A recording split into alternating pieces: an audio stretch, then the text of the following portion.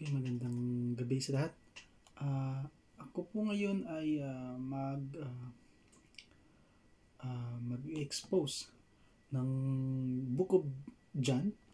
Ito po ay part of my study and I want to share kung ano man yung matutunan ko. So, Book of John. So, naman natin ang Book of John ay isinulat po mostly ni majority ng sulat nito ay galing kay John. And meron kasi tayong tinatawag na authors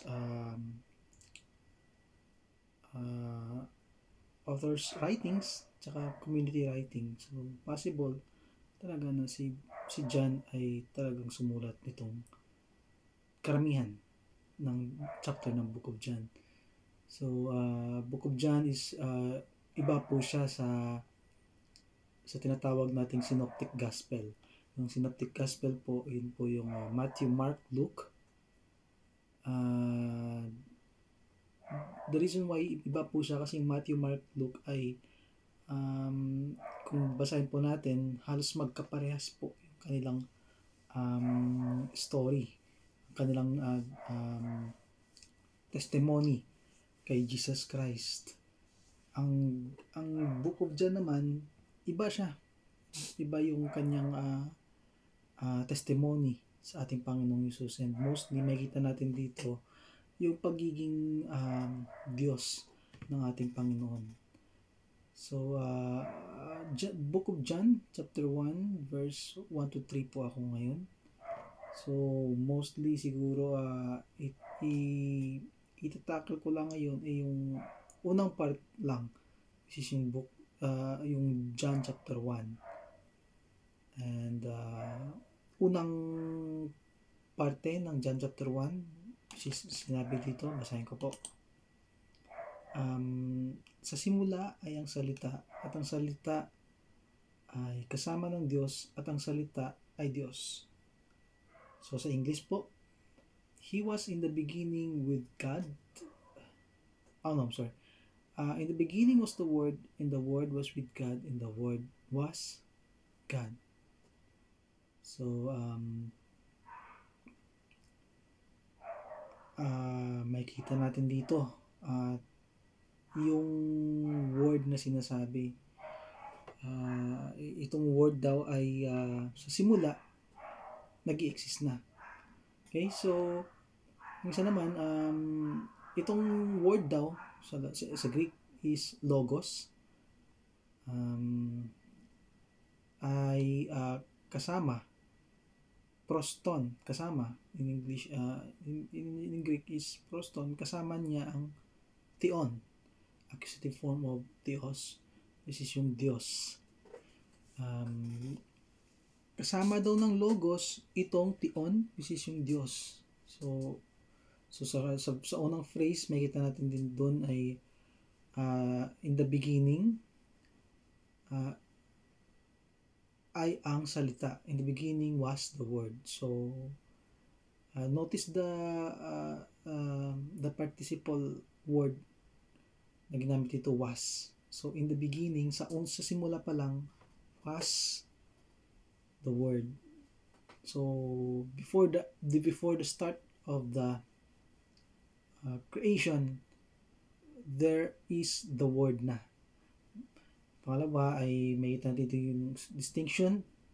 This is yung sinabi dito ay ang logos daw ay kasama ng Diyos. Sa pangatlo, very clear na ang logos ay Diyos. Ang logos ay Diyos. It's very clear.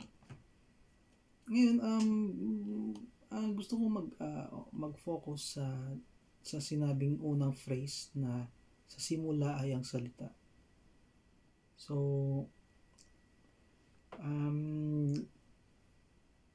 makikita natin dito, yung unang part is about the pre-existence ng logos.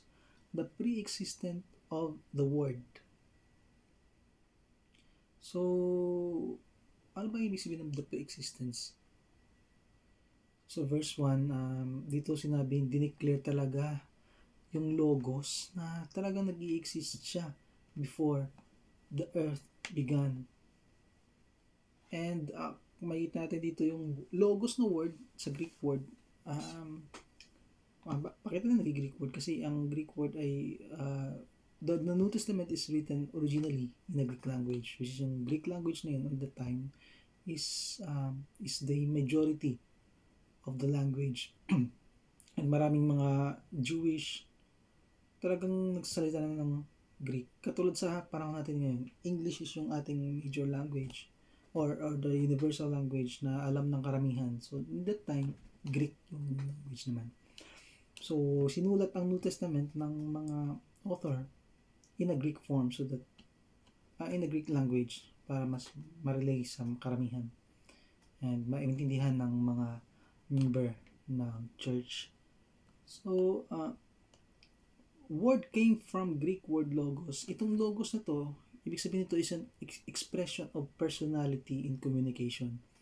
So, hindi lang basta siya word na sulat, talagang expressed po siya na mayroon pong person na binabanggit or may person na hinahalin tulad or kino-communicate itong word na logos.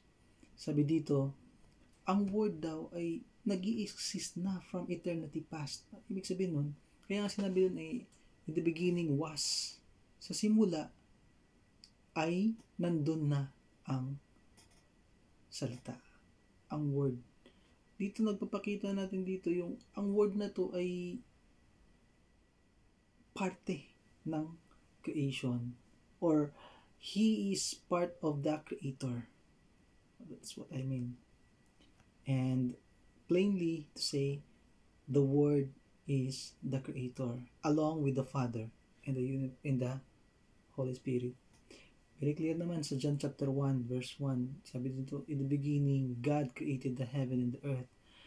And ang God na sinabi dito ay hindi po unitary God, but in Hebrew word, sinabi dito is Elohim. Yung Elohim po is a plural form of El. Ngayon magtataka ka, bakit Elohim yung ginamit na word dito sa Genesis chapter 1 verse 1, which is dapat, El na lang dapat eh. It's a mystery, but it's clearly revealed na ang Diyos natin ay iisa, but there's 3 person in one God. May tatlo po siya, kaya in plural form.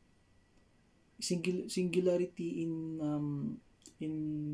aspect or yung pagkabanggit ng salita dito sa Elohim, but at the same time it is in plural form.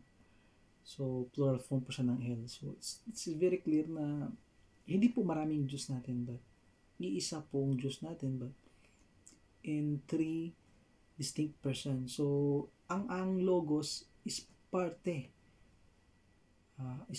of the creator. So kasama po siya sa pagki-create. So bago pa nga tinatag ang sanlibutan, nandun na yung logos o ang ating Panginoon.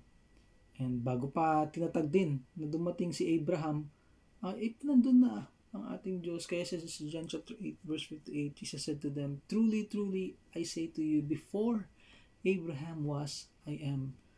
So alam naman natin si Abraham is the father of all nations. And karamihan talaga nagsasabi na nanggaling sila kay Abraham, lalo ng mga Jewish. But sabi ni Jesus Christ, bago si Abraham nandun na ako. Magtataka ka kasi di ba pinanganak si Jesus Christ how many years? 5,000 years to 6,000 years after the death of Abraham. Pero sinabi Jesus Christ, he claimed that nandun na siya before pa-create si Abraham. So ang Panginoon mismo ang una sa lahat, ang lahat ng bagay sa kanya ay nahawakan ng sama-sama. It means that without Christ, without this logos, lahat ng bagay sa mundo ay magulo and without order. Kaya sinabi sa Colossians chapter 1 verse 17, siya mismo ay una sa lahat ng mga bagay. At ang lahat ng mga bagay ay nahahawakang sama-sama sa kanya. That's why we have this order in this earth. merong meron pa ring tipong hindi totally magulo. The very reason is that merong humahawak sa atin, merong nag-order, and everything na ma-amaze ka sa creation because hindi po siya yung the way God created it, hindi po magulo, though because of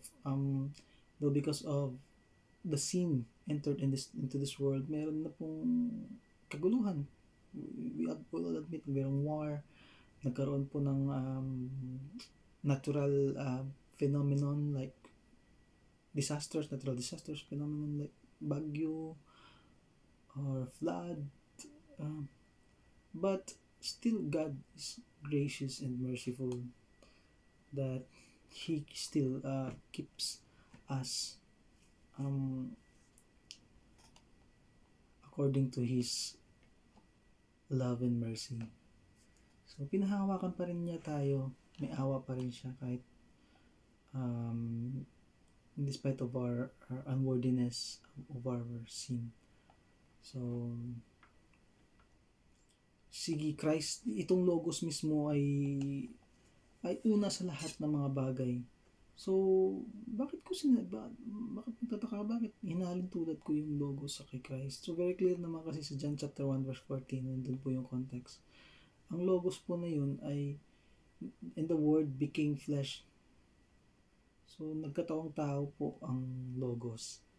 And, it's very clear sa scripture na ang tanging logos or ang tanging tao na galing sa Diyos ay there's none other than Jesus Christ. So, it is Christ who is the Word na pinabanggit dito sa John chapter 1. And sa Colossians chapter 1 verse 17 na kung saan siya mismo ay una sa lahat at ang lahat ng bagay ay nahawakang sama-sama sa Kanya.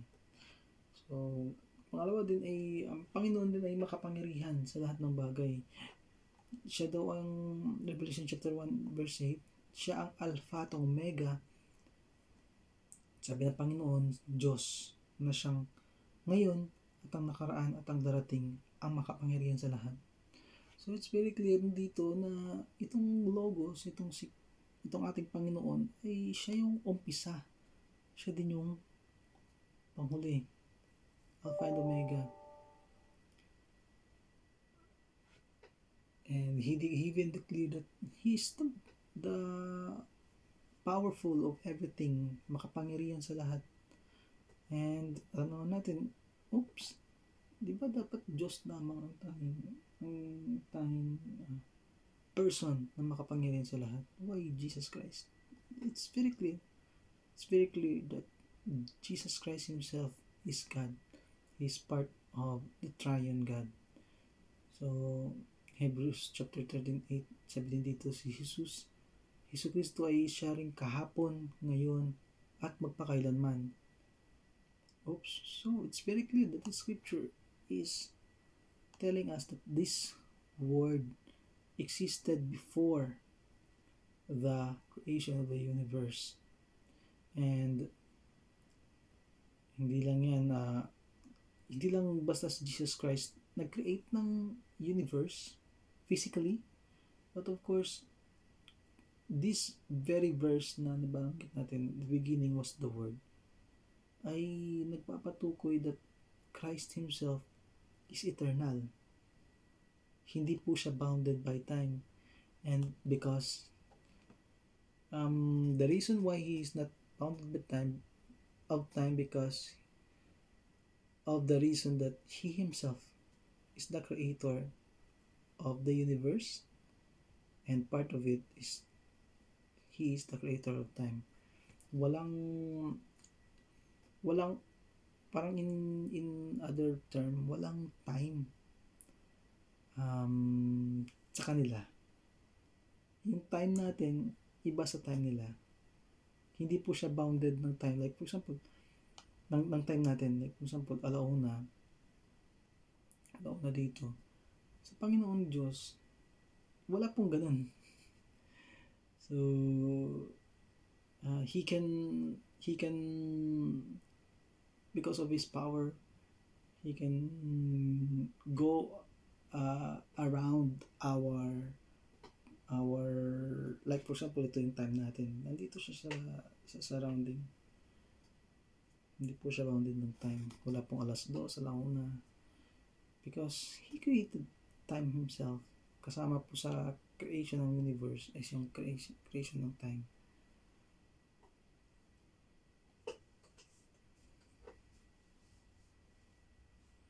Sabi nga dito, he was pre-existent, involved in the act of creation, and therefore superior to all created beings. So superior po sa this presentation lifts Christ above the materialistic pagan concept of deities, just as the incarnation brings the Hebrew concept of God into everyday life.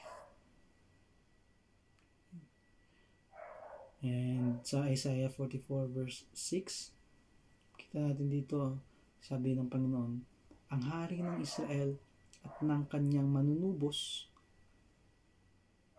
na Panginoon ng mga hukbo, ako at ang huli, at liban sa akin ay walang Diyos. So sino ba tong hari ng Israel na pinangako sa Isaiah, sa Old Testament, na sinabi din na manunubos? At itong manunubos na to, sino ba sa atin? Sino ba dito sa nabuhay dito sa mundo na tumubos ng kanyang mga tao? It is none other than Jesus Christ. And this manunubos, itong manunubos na ito ay tinawag din na Panginoon ng mga hukbo. And he even declared in the Old Testament to Isaiah 44 verse 6, 700 years after or 700 before Christ. Grabe tagal. Pero yung fulfillment ng kanyang prophecy talagang nagkatotoo. And sinabi pa dito, itong manunubos daw, itong Panginoon ng mga hukbo, nagsasabing siya daw ang una at ang huli, at liban sa akin ay walang Diyos. So it's very clear that Jesus